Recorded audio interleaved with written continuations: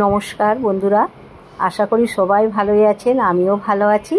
Sumati kitchen with blog থেকে সবাইকে স্বাগত। আজকে একটা নতুন রেসিপি আপনাদের সঙ্গে শেয়ার করেছি। আর দেখতেই পাচ্ছেন এখানে হচ্ছে সার্ভ করে দিয়েছি। খেতে কিন্তু দুর্দান্ত হয়েছে। আপনারা প্রথম থেকে শেষ পর্যন্ত দেখবেন। আজকে আলু পটল দিয়ে চিংড়ি মাছের মাথার তরকারিটা কেমন হয়েছে। আজকে চিংড়ি মাছের মাথা দিয়ে আলু পটলের তরকারি করেছি। আশা করি প্রথম থেকে শেষ পর্যন্ত দেখবেন, ভালোই লাগবে। আসুন তাহলে। এখানে পটল নিয়েছি, পটলগুলোকে ছাড়িয়ে নিচ্ছি আর একটু করে খোসা রেখে দিচ্ছি। পুরোটাই ছাড়াবো না, একটু করে খোসা থাকলে দেখতে ভালো লাগবে। এই যে একটু করে খোসা রেখে দিয়েছি, সব পটলগুলোকেই ছাড়িয়ে নিচ্ছি। সব পটলগুলো ছাড়িয়ে নিয়েছি। এবার পটলের সামনে আর পেছনের দিকটা হচ্ছে কেটে নিলাম। আমি আমার পছন্দ মতন পটলগুলো কাটছি, আপনারা আপনাদের পছন্দ মতন কাটবেন। আমি এই যে লম্বা করে পটলগুলোকে কেটে নিচ্ছি।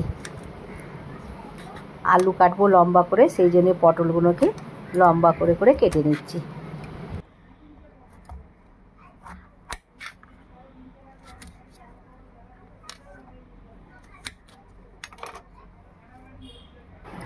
সব পটলগুলোকে এইরকম লম্বাভাবে কেটে নেব। সব পটলগুলো কাটা হয়ে গেছে।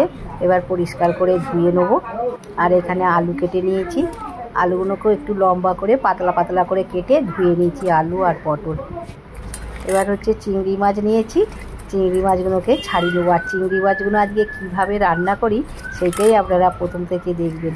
আর এখানে এবার চিংড়ি মাছটাকে কাটবো। আর এই যে মাথাতে একটা শক্ত কাঁটার মতন থাকে, সেইটাকে কেটে দিলাম।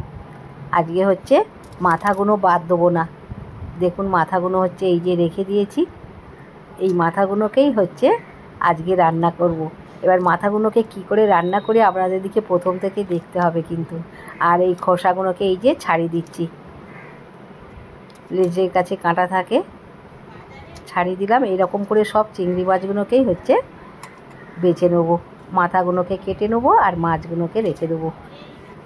দেখুন বন্ধুরা, এই যে মাছগুলোর খোসা সব ছাড়িয়ে নিয়েছি। চিংড়ি মাছের মাথাগুলোকে কেটে রেখে দিয়েছি। এই দেখুন পরিষ্কার করে ধুয়ে নিয়েছি কেটে নিয়ে। এই মাথাগুলোকে ফেলাবো না, এই মাথাগুলোকেই আজকে তরকারি করব। খুব টেস্ট লাগে। আপনারা তো গোটা চিংড়ির রান্না করেছেন, আজ এই রকম করে আমার মতন করে একবার চিংড়ি মাছ রান্না করবেন, আশা করি ভালোই লাগবে। আর মাথাগুলো হচ্ছে খোসা ছাড়ালে ঘি বেরিয়ে যায়। এখানে হচ্ছে আদা নিয়েছি। এবার একটু মশলা করে নিচ্ছি। গোটা ধনে, গোটা জিরে, যেহেতু মশলা বাটছি সেই জন্যে গোটা শুকনো লঙ্কা দিয়েছি 5টা, অল্প 1 চামচের মতন কাজু বাদাম দিলাম, আর রসুন দিয়েছি 7-8খানা। মশলাটা বেটে নিয়েছি। চিংড়ি মাছের মাথাগুলোকে মিক্সার বাটিতে বেটে নেব। চিংড়ি মাছের মাথাগুলো যদি খোসাগুলো ছাড়াতাম তাহলে ঘি বেরিয়ে যেত। ধোয়ার সময় সব ঘি বেরিয়ে যায়। আর সেই জন্যে মাথাগুলোকে আর ফেলালাম না, বেটে রান্না করব। খুব হচ্ছে টেস্ট লাগবে। আমরা তো এমনি গোটা চিংড়ি দিয়ে পটলের তরকারি করি, আজকে মাথাগুলো বেটে রান্না করছি। চিংড়ি মাছে লবণ হলুদ মাখিয়ে দিয়েছি। কড়াতে সাদা তেল দিয়েছি। পটলটাকে এবার ভেজে নেব। যে কোনো তরকারির একটু সবজিকে তেল দিয়ে ভেজে রান্না করলে খুব টেস্ট হয়। তেলটা একটু বেশি লাগে বটে। পটলকে একটু অল্প তেল দিয়ে ভেজে নিচ্ছি। বেশি তেল দিয়ে ভাজলে তেলটা কালো হয়ে যায়। আর দেখুন পটল ভাজতে ভাজতেই কড়াটা কালো হয়ে গেছে। এই জন্য অল্প করে তেল দিয়ে ভেজে নিলাম। আর পটল ভেজে হচ্ছে ঢেলে নিয়েছি, কড়াটাকে একটু ধুয়ে নিয়েছি। আর আবার তেল দিয়ে আলুকে একটু ভেজে নিচ্ছি। একটু হলুদ দিয়ে একটু লাল করে ভেজে নিচ্ছি। যে কোনো সবজিকে তেলের মধ্যে ভেজে নিয়ে রান্না করলে সেই তরকারির খুব টেস্ট হয়। তেলটা একটু বেশি লাগে বটে, কিন্তু খেতে কিন্তু খুবই টেস্ট হয়। আলুটাতে হলুদ দিয়ে ভেজে নিয়েছি। পটলেতে হলুদ দিইনি, আপনারা পটলেও হলুদ দিয়ে ভাজতে পারেন। এবার আলুটাকে ঢেলে নিচ্ছি। কড়াতে আবার অল্প তেল দিয়েছি। চিংড়ি মাছটাকে একটু ভেজে নিচ্ছি। চিংড়ি মাছটা ভাজা হয়ে গেছে। এর থেকে বেশি আর লাল করব না, তাহলে চিংড়ি মাছটা শক্ত হয়ে যাবে। এবার ঢেলে নিচ্ছি। কড়াতে সাদা তেল দিয়েছি। সাদা তেলেই রান্না করব। আমরা সাদা তেল খাই। পেঁয়াজ কুচোনা দিলাম।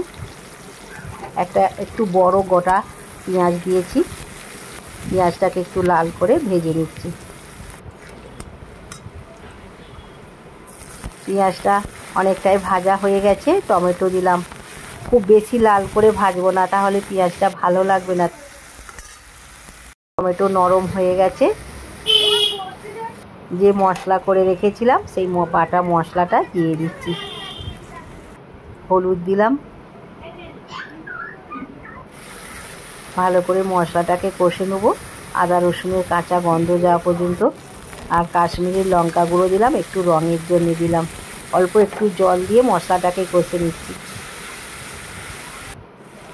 খুব সুন্দর মশলার একটা গন্ধ ছেড়েছে। এবার যে চিংড়ি মাছের মাথাটা বেটে রেখেছিলাম সেই মাথাটাকে এবার মশলার সঙ্গে দিয়ে ভালো করে কষে নিচ্ছি। আশা করি নতুন পুরাতন বন্ধুরা দেখছেন। যে সকল নতুন বন্ধুরা আমার চ্যানেলে প্রথম, অবশ্যই চ্যানেলটিকে সাবস্ক্রাইব করবেন, পাশের বেল বাটনটি অন করবেন, সবার সঙ্গে শেয়ার করবেন, লাইক করবেন আর কমেন্ট করে জানাবেন আজকের এই চিংড়ি মাছের মাথা বাটা দিয়ে পটলের তরকারি কেমন হয়েছে। চিংড়ি মাছ, আলু, পটল ভেজে রেখেছিলাম, মশলার সঙ্গে দিয়ে দিলাম। মশলাটা কষা হয়ে গেছে, এবার সবজিগুলো দিয়ে ভালো করে নেড়ে নিচ্ছি। ভালো করে সবজিগুলো মশলার সঙ্গে কষা হয়ে গেছে, এবার জল ঢেলে দেবো পরিমাণ মতন। সবজি যেহেতু ভাজা আছে অনেকটাই সেদ্ধ হয়ে গেছে, পরিমাণ মতন জল দিচ্ছি। লবণ দিলাম স্বাদ মতন, আর হাফ চামচের মতন চিনি দিলাম। যেহেতু টমেটো দেওয়া আছে আর তরকারিতে একটু চিনি দিলে টেস্টটা খুব ভালো হয়।